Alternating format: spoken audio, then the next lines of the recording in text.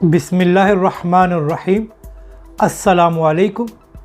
मुफ्ती अज़ीज़ुर्रहमान का एक और शर्मनाक बयान सामने आया है।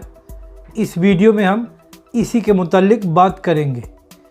कुछ दिन पहले मुफ्ती अज़ीज़ुर्रहमान की एक वीडियो वायरल हुई, जिसके बाद उनको गिरफ़्तार किया गया।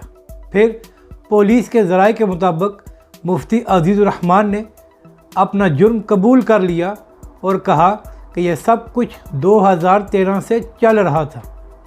आज मुफ्ती साहब को अदालत में पेश किया गया, तो वहाँ पर जाकर मुफ्ती अज़ीज़ुर्रहमान साहब एक बार फिर अपने बयान से मुकर गए और अदालत में कुरान पर हाथ रख कर कहा कि मैंने कुछ नहीं किया, बल्कि मेरे ख़िलाफ़ साजिश की गई है और उस लड़के साबर शाह ने मुझे नशे में कुछ चीज़ मिला कर दी थी, जिसके बाद ये सब कुछ हुआ।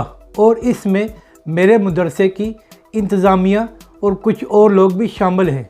मैंने कुछ भी नहीं किया और मैं अपने ख़िलाफ़ मुकदमा भुगतने को तैयार हूँ। यानी कि मुफ्ती साहब ने एक बार फिर कुरान पर हल्फ लिया है, यानी कि मुफ्ती साहब ने एक बार फिर झूठ बोला है और अपना जुर्म कबूल करने के बाद फिर मुकर गए हैं।